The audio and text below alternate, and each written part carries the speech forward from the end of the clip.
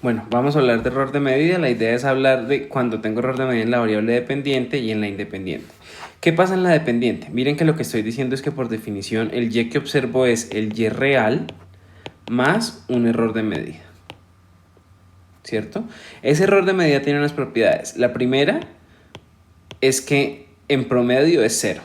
La segunda es que él no está relacionado con las x. Y la tercera es que ese error está independiente e idénticamente distribuido.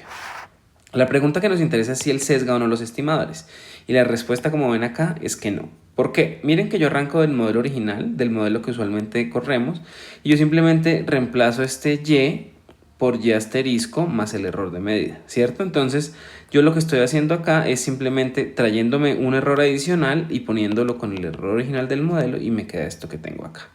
Entonces, ¿por qué no se sesga? Miren que si yo intento calcular la condición de exogeneidad, pues yo lo que tengo que mirar es cómo es la correlación entre x y el error.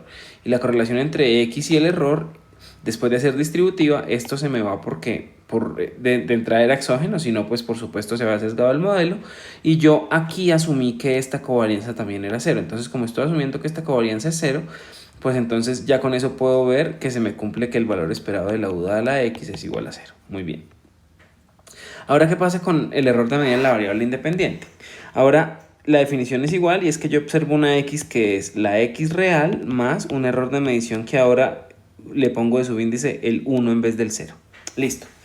Aquí hablamos de que el error de medida es clásico, ¿cierto? Lo que me está diciendo es que la covarianza entre el error de medida y la x real es 0, pero por lo tanto la covarianza entre esto y esto va a ser distinto de 0, por si acaso.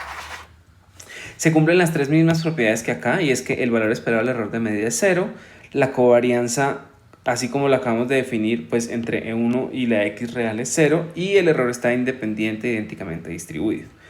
Aquí, respecto al modelo anterior, sí se me sesgan los estimadores. Entonces miren que yo tengo este modelo de acá y simplemente me voy a ir al otro lado a mirar qué es lo que pasa con él. Entonces, si yo pienso en el beta, ese beta sería la covarianza entre x y y, ¿cierto? Y yo puedo reemplazar este x por el real menos el error de medida y a y por beta x más u, que vendría siendo el beta que yo quisiera hallar por el x real, ¿cierto? Que es lo que estaría en el mundo ideal, más el error. Y la varianza de x, pues la reemplazo por la varianza del x que realmente observo, menos el error de medición. Entonces yo lo único que hago acá es tomar y hacer distributiva de todos estos términos y me aparece este numerador y después la varianza de x estrella menos E1, que sería la varianza de x más la varianza de E1 menos la covarianza entre esos dos términos. ¿Qué va a pasar acá? Miren que por la condición de error clásico de medida, la covarianza entre E y X estrella es 0, entonces esto se va. Porque el error de medida es idéntico e independientemente distribuido, esto se va a ir. Y porque el modelo inicial cumplía exogeneidad estricta, pues esto se va a ir. Entonces, ¿qué me queda del numerador? Solo el primer término. Abajo, ¿qué pasa? Que también por lo que es un error de medida clásico, este término se va a ir. Y a mí, ¿qué me queda finalmente? Miren que me queda es esto de acá, que vendría siendo la covarianza entre x estrella y beta por x estrella sería beta por la covarianza entre x y x, que sería la varianza de x estrella. Y abajo pues me quedan los dos términos que sobrevivieron, ¿cierto? Yo finalmente lo que hago es poner este beta adelante. ¿Por qué? Porque ahora yo defino esto que está dentro del corchete cuadrado y yo sé que esto siempre es menor a 1. ¿Por qué siempre es menor a 1? Porque las varianzas son positivas y mientras la varianza de x estrella está en el numerador sola, en el denominador lo que yo tengo es la suma de la varianza de x estrella más la varianza del error de medida.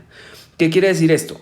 Que entre más grande sea el error de medida, más pequeño es todo este término en corchetes. Y por eso es que el beta se termina viendo afectado, pero siempre hacia abajo.